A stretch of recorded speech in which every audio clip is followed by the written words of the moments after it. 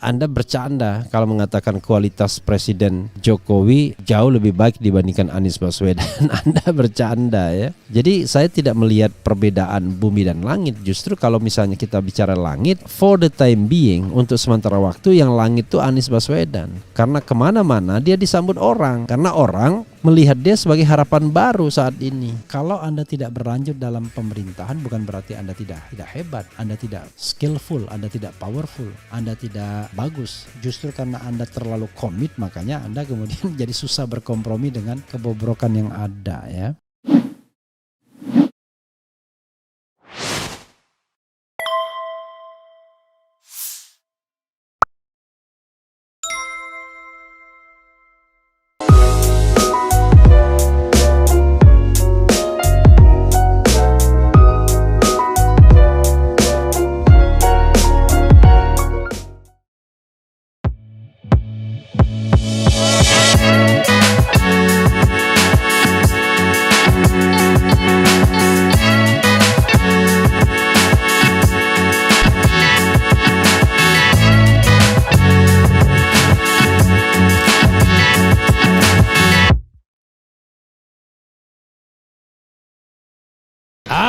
Assalamualaikum warahmatullahi wabarakatuh. Sobat RH sekalian, jumpa lagi kita di channel yang keren ini. Keren caras ya.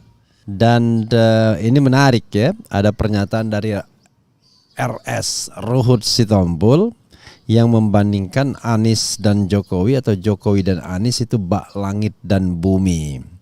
Cuma masalahnya siapa langit dan siapa bumi, itu penting ya. Tapi jangan lupa keren jadas ya produk-produknya. Itu yang paling penting juga ya. Wah, bagus-bagus nih ya, jaket keren jadas ya. Oke, sobat RH sekalian, fajar.co.id, Jokowi Anies bak langit dan bumi. Ruhut Sitompul _2 hanya bakal calon terus, melibatkan kadrun sebagai tim hore. Nah, jadi ada dua hal yang kita harus lihat, kualitas manusianya dan opportunity-nya, kesempatannya. Jadi itu tidak berarti kalau orang tidak dapat opportunity itu kemudian kualitasnya rendah.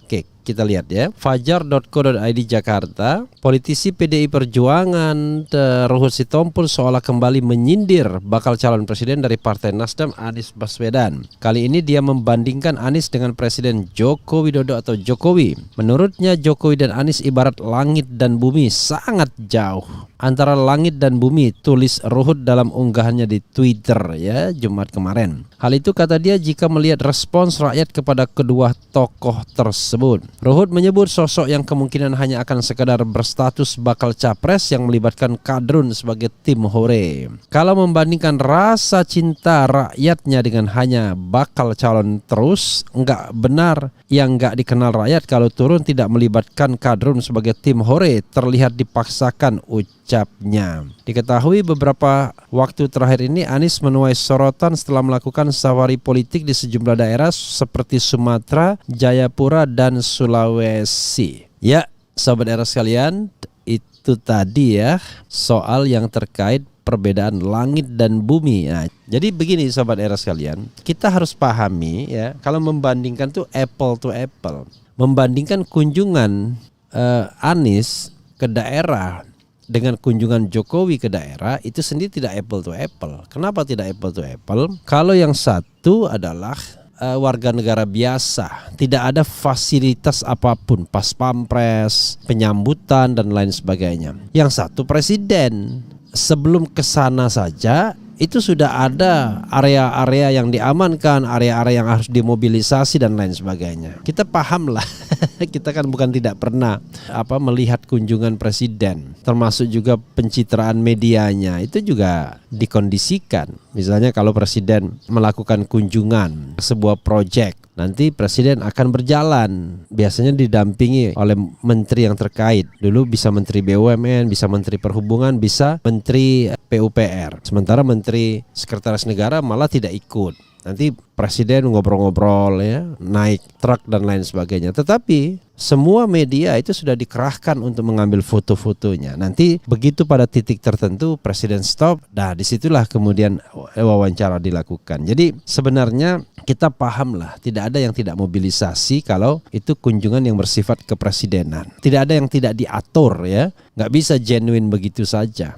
Termasuk misalnya massa berkumpul, saya nggak yakin kalau itu genuine. Karena begini Sobat Era sekalian, dibandingkan sekarang. Kalau sekarang lebih kental mobilisasinya. Nah kalau Anies itu justru kesan mobilisasi itu yang berkurang. Kenapa? Sederhana, orang melihat sosoknya itu sebagai new hope, sebagai harapan baru. Jadi orang masih excited. Entah kalau dia berkuasa 5 tahun lagi, mungkin orang udah mulai jengkel juga kalau dia dianggap ternyata banyak ingkar janji atau banyak bohongnya misalnya. Jadi saya tidak melihat perbedaan bumi dan langit. Justru kalau misalnya kita bicara langit, for the time being, untuk sementara waktu yang langit itu Anies Baswedan. Karena kemana-mana dia disambut orang. Karena orang melihat dia sebagai harapan baru saat ini. Itu yang membedakan dengan calon-calon lainnya yang dianggap part of the istana, part of the power. Sementara Anies dilihat, dipersepsi sebagai orang yang memberikan harapan baru di luar mainstream kekuasaan, stream kekuasaan. Itu soalnya ya.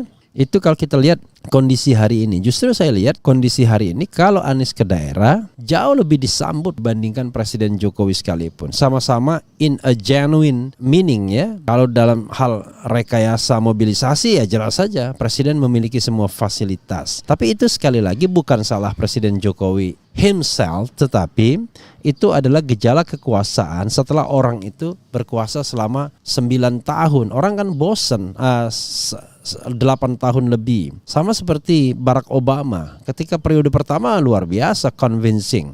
Tapi pada periode kedua hampir kalah bahkan dalam pemilihan presiden dan wakil presiden. Karena orang kemudian merasa wah ini banyakkan janji, hanya pintar pidato dan lain sebagainya. Karena tidak bisa semua hal itu direalisasikan suddenly. Jadi harus ada yang namanya step by step. Tetapi apakah masa pemerintahan itu mengarah kepada kebaikan atau tidak? Nah setelah 8 tahun orang bisa mengevaluasi apakah Obama presiden yang baik ataukah presiden yang buruk.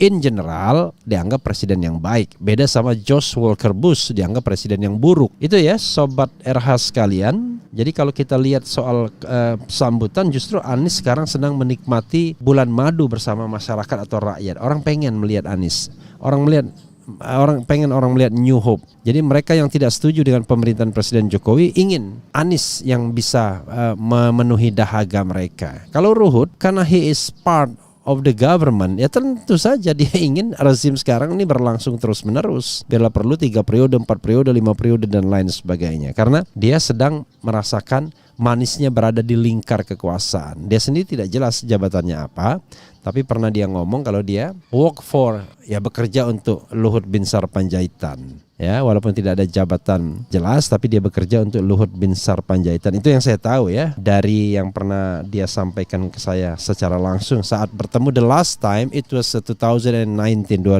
yang lalu. Tapi sekarang saya tidak tahu ya, saya tidak update. Itu yang paling penting. Karena kalau dia mengatasnamakan istana misalnya, kita nggak tahu ini kerjaannya apa sesungguhnya. Oke ya. Lalu yang kedua adalah kalau kita bicara kualitas, ya Anda bercanda kalau mengatakan kualitas Presiden Jokowi jauh lebih baik dibandingkan Anies Baswedan. Anda bercanda ya. Tapi sekali lagi tidak bisa juga kita bandingkan posisi seorang Jokowi yang sudah bekerja, sudah menjadi presiden 8 tahun dengan Anies yang belum bekerja sebagai presiden. Itu enggak apple to apple. Maka kalau mau membandingkan, bandingkanlah Presiden Jokowi 2 tahun sebelum nyapres dengan Anies 2 tahun sebelum nyapres juga atau sebelum jadi presiden. Jadi kalau kita mau membandingkan, kita back to history ya, backdated ke tahun 2012 dengan tahun 2022-nya ini. Nah, Anda bisa bandingkan bagaimana kondisi Jokowi 2012 dengan kondisi Anies 2022. Ya, jauh bumi dan langit. Anies jauh lebih siap untuk menjadi presiden dibandingkan Jokowi pada tahun 2012. Karena Jokowi 2012 ya masih culun. Artinya belum banyak mengenal medan politik Jakarta karena dia baru 2 tahun menjadi karena dia pada waktu itu baru saja terpilih sebagai gubernur DKI 2012. Belum banyak dia tahu Medan Jakarta. Dia baru spending time his mayor ya. Jadi di Solo. Jadi pengalamannya itu barulah menjadi wali kota di Solo 1 periode plus, lalu menjadi gubernur DKI. Belum banyak pengalamannya. Bandingkan dengan Anies yang pada tahun 2022 2 tahun sebelum pemilihan presiden dia sudah menjadi menteri, sudah menjadi ini, sudah menjadi itu, termasuk 5 tahun sebagai gubernur DKI. Jadi kalau kita bandingkan apple to apple itu jauh sekali posisinya. Nah, kalau sekarang bagaimana? Kalau Presiden Jokowi berdebat sama Anies, ya saya tetap pegang Anies lah kalau berdebat ya. Kalau Anies pendidikannya PSD Amerika Serikat, S2 dan S3 ya. Pernah ikut dalam perdebatan dunia, pernah dia cerita di BBC dengan Perdana Menteri Malaysia dan Perdana Menteri Turki pada waktu itu, Turgut Özal apa kalau tidak salah, dengan Abdullah Badawi. Dia pernah satu sesi misalnya. Anies mungkin melakukan itu, Jokowi nggak bisa. Jadi kalau kita bicara mengenai kualitas, ya bedalah orang yang punya pendidikan PhD ya dengan orang yang hanya pendidikan S1 dan itu pun gelar sarjananya dipermasalahkan, lagi dipermasalahkan. Tapi sekali lagi bukan berarti Presiden Jokowi tidak melakukan apa-apa. Banyak yang sudah dia lakukan. Banyak pembangunan fisik terutama banyak dia lakukan. Jadi kalau kita mau mengevaluasinya ya kita lakukan evaluasi secara objektif saja. Anies belum melakukan apa-apa untuk Indonesia, untuk Jakarta sudah banyak juga, tapi untuk Indonesia kan dia belum jadi presiden ya. Jadi kalau kita bandingkan, wah Jokowi sudah bikin apa-apa, Anies belum. Ya jelas saja orang Anies belum jadi presiden. Nanti kalau Anies jadi presiden, kita akan lihat apakah masa kepresidenannya itu jauh lebih baik dibandingkan Presiden Jokowi, terutama indikator-indikator yang sifatnya bisa dikuantifikasi dan terlihat. Misalnya standar-standar di bidang ekonomi dan politik. Bagaimana dengan misalnya kebebasan, bagaimana dengan indeks pembangunan manusia, bagaimana dengan ketimpangan, rasio Gini dan lain sebagainya. Nah itu nanti akan bisa diukur. Bagaimana kalau kita membandingkan masa Presiden SBY dengan masa Presiden Jokowi? Ya sederhana, kalau indikatornya utang, Presiden Jokowi meningkatkan utang 3 kali lipat dibandingkan masa pemerintahan SBY. Utang terakhir masa pemerintahan SBY 2,6 ya, 2.600 triliun lebih. Masa pemerintahan Jokowi utangnya sudah 7.500 triliun lebih. Kalau kita misalnya mengatakan utang itu berarti orang percaya pada Indonesia, ya udah nggak apa-apa. Tapi kalau kita mengatakan bahwa utang itu membuat kita makin bergantung pada orang lain, baik investor dalam negeri maupun luar negeri, ya maka kita mengatakan masa ini jauh lebih buruk. Oke, be objektif ya. Saya tidak keberatan untuk mengatakan banyak aspek Presiden Jokowi luar biasa baik ya, termasuk kemampuannya berkomunikasi dengan kalangan bawah karena dia berasal dari kalangan bawah di daerah dengan mayoritas ya penduduk kita ya, berasal dari suku itu. Tapi hal-hal lain juga kita harus kritis ya, seperti misalnya kemampuannya melakukan lobby internasional, gesture kepemimpinannya di dunia internasional dan lain sebagainya. Oke, be objektif. Ya, sahabat daerah sekalian, tentu tidak akan selesai kita membandingkan. Mungkin tepatnya ojo dibandingke. Masing-masing punya masa ya. Ada masa, ada tokoh, ada masa ya. Setiap masa ada tokohnya, bukan masa, setiap masa ya. Setiap masa ada tokohnya dan setiap tokoh ada masanya. Nah, memang barangkali sekarang masanya Anies Baswedan dan masanya Jokowi sebentar lagi berlalu. Jadi itu sunatullahnya, dan 2 periode menjadi presiden itu bukan sembarangan. Tidak banyak, baru 2 orang yang dipilih rakyat Indonesia untuk menjadi presiden secara langsung, yaitu Susilo Bambang Yudhoyono dan kedua Presiden Joko Widodo. Jadi dari situ ya hebat Presiden Jokowi. Karena itu kita tidak perlu mengatakan tidak hebat.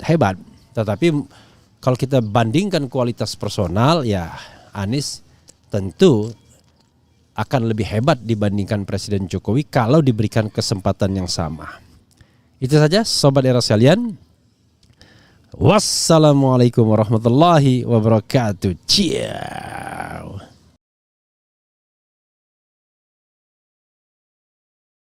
Assalamualaikum warahmatullahi wabarakatuh. Sob Sobat RH sekalian, jumpa lagi kita di channel yang keren ini. Keren caras ya sobat semuanya. Ini kita ke Anies-Anisan lagi ya. Ini ada pendapat dari pakar luar negeri soal Anies yang dinilai punya kemampuan diplomasi luar negeri yang lebih dibandingkan calon presiden lainnya. Nah, kita lihat ya, kita lihat secara objektif. Secara objektif kita lihat. Oke, coba kita bacakan dan kemudian nanti kita akan lihat. Kan diminta objektif kan. Pakar luar negeri, tak ada capres yang bisa saingi Anies dalam kemampuan berdiplomasi di pentas global. ABW News, bakal calon presiden usungan Partai Nasdem Anies Baswedan memiliki kemampuan dalam berdiplomasi di tingkat global. Bahkan di antara semua bakal calon presiden yang ada saat ini, tidak ada yang bisa menandingi mantan gubernur DKI Jakarta tersebut dalam bidang ini. Anies itu kalau kita lihat dari calon-calon aspiran capres yang ada sekarang, nggak ada yang bisa saingi Anies dalam soal ini, jelas pakar luar negeri Smith Al-Hadar dalam podcast dipimpin Anies. Indonesia bisa jadi game changer di Indo-Pasifik. Di kanal YouTube Jurnal Politik TV dikutip KBA News. Kemampuan Anies berdiplomasi di dunia internasional, ujarnya, melanjutkan tidak lepas dari latar belakang pendidikannya. Anies menyelesaikan master di bidang internasional, security and economic policy di Maryland University dan Dr. Political Science di Northern Illinois University, keduanya di Amerika Serikat. Karena dia itu bersekolah di sana, AS, S2 dan S3, dan yang paling penting track record dia ketika memimpin Jakarta itu sebenarnya Anies telah menjalankan politik luar negeri, jelas penasihat Indonesian Society for Middle East Studies ini. Kemampuan Anies dalam berdiplomasi itu terbukti saat dia membangun Jakarta International Stadium. Dia menyelenggarakan Formula E. Dalam membangun dan menjalankan kedua mahakarya tersebut, pemerintah pusat tidak mendukung bahkan memboikot, terutama terkait ajang balap mobil listrik bertaraf internasional tersebut. Internasional. Supaya proyek ini gagal, karena ini dianggap proyek Anies yang bisa melejitkan namanya di panggung internasional sehingga semua BUMN menolak bekerjasama dengan Anies, beber Smith. Namun berkat kemampuannya berdiplomasi, Anies sukses meski tanpa dukungan perusahaan-perusahaan BUMN. Karena korporasi-korporasi raksasa dunia justru berbondong-bondong memasang iklan mendukung pelaksanaan ajang balapan jet darat tersebut. Ini tidak mungkin bisa berhasil kalau Anies tidak mempunyai kemampuan diplomasi, tegasnya. Contoh yang paling menarik adalah ketika Sekjen Perserikatan Bangsa-Bangsa PBB Antonio Guterres takjub mendengar pidato singkat Anies selaku Gubernur DKI Jakarta pada April 2021 lalu dalam forum virtual dialogue between C40 mayors and UN Secretary General advancing carbon neutrality and resilient recovery for cities and nation. Ya. Usai Anies dalam pidato yang hanya 2 menit terkait kebijakan dari dampak perubahan iklim langsung diterima oleh Sekjen PBB. Usul Anies ya dalam pidato yang hanya 2 menit terkait kebijakan dari dampak perubahan iklim langsung diterima oleh Sekjen PBB. Dan begitu habis mereka dialog, Sekjen PBB menyatakan saya setuju dengan pandangan Anda dan dia ikuti terang Smith. Lebih jauh, Smith menjelaskan dalam pergaulan internasional ada banyak instrumen yang dilakukan sebuah negara dalam mempengaruhi negara lain. Pertama lewat ekonomi, misalnya memboikot. Kedua, mempermalukan negara target dengan mengekspos kasus-kasus negara tersebut di dunia internasional. Ketiga, lewat perang. Keempat, melalui diplomasi secara umum. Nah, yang lain itu adalah diplomasi umum. Ini murah, resikonya kecil, tapi dia memerlukan kecanggihan, kecerdasan pemimpin sebuah negara. Karena dia enggak ada modal kecuali ngomong bagaimana mempengaruhi lawan bicaranya, ungkapnya. Di antara bakal capres katanya lagi, tidak ada yang memiliki kemampuan seperti Anies dalam berdiplomasi. Menurut Indonesia akan diuntungkan kalau Anies yang menjadi pemimpin negeri ini periode mendatang. Kata buzzer Jokowi, jadi menteri luar negeri aja kalau begitu.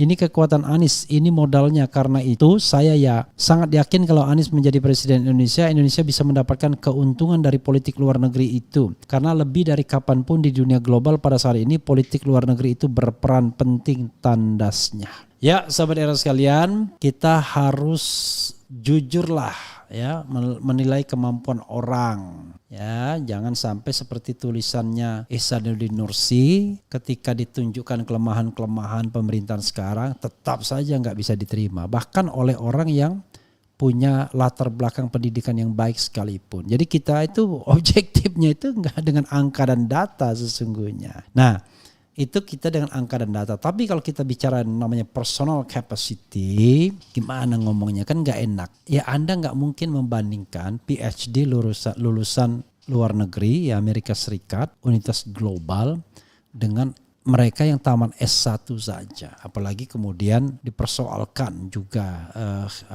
soal latar belakang pendidikannya. Jadi saya, Anies, Presiden itu sama-sama lulus UGM. Tapi kan paling tidak yang lainnya ada tambahan pendidikan lain. Nah itu sendiri tentu keuntungan sendiri. Jadi sahabat era sekalian, jadi kalau kita bicara tentang personal capacity, ya tentu saja Anies lebih unggul dibandingkan calon lainnya. Apalagi terhadap Ganjar Pranowo. Kita tidak underestimate ya. Kan bidangnya adalah diplomasi luar negeri. Kalau diplomasi luar negeri ya memang gak bisa dibohongi. Track record itu gak bisa dibohongi. Gak bisa kita berangan-angan. Wah nanti kita akan begini begitu dan lain sebagainya. Kita menganggap apakah Indonesia punya leadership dalam kepemimpinan dunia. No, kebetulan saja kita jadi tuan rumah bergilir G20. Yang harusnya giliran India. Tapi India kasih kesempatan kita. Dan India tahun 2023. As simple as that. Cuman begitu doang. Jadi orang tuh harus punya karisma untuk bergaul di lingkungan internasional. Tidak banyak orang yang mampu. Prabowo saya kira mampu ya, tetapi kan Prabowo di old fashion ya. Jadi fashionnya sudah di old ya, agak kurang lah dibandingkan yang gesit seperti Anies. Tapi jangan lupa ya, tolong nih untuk tim suksesnya Anies, jangan bikin gendut orangnya agar terlihat lincah ya, agar terlihat jauh. Lihat Macron misalnya, presiden Prancis kan, wah dandy, muda, kelihatan dynamic ya. Jadi Anies harus begitu juga. Jadi agar terlihat dynamic, jangan terlalu lebar badannya dan kemudian jangan terlalu gendut. Ya harus dynamic ya, tapi dynamic yang bisa masuk dalam pergaulan internasional, dan Anies punya kemampuan itu. Ya sebenarnya di luar 3 orang itu banyak yang punya kemampuan. Rizal Ramli punya kemampuan itu. Punya lobby, punya kemampuan itu dia.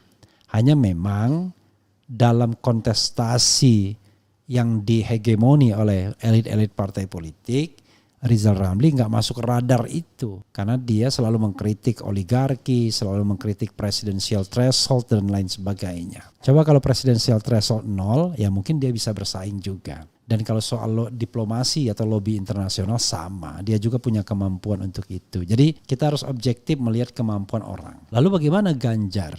Ganjar kelebihannya adalah legacy. Legacy itu begini, dia berasal dari kalangan bawah dan dia mampu berkomunikasi dengan kalangan bawah, terutama kalangan Jawa ya, yang dimana dia berasal. Anies Baswedan sesungguhnya juga Jawa juga, latar belakang kulturalnya dari SD, SMP, SMA, tapi dia mindsetnya lebih mindset global dibandingkan mindset kulturalnya. Terlihat dia lebih banyak berkonsentrasi pada hal-hal yang sifatnya lebih global. Karena itu kalau kita misalnya mau berdiplomasi sama luar negeri, majukan Prabowo, Anies dan Ganjar, ya memajukan Anies.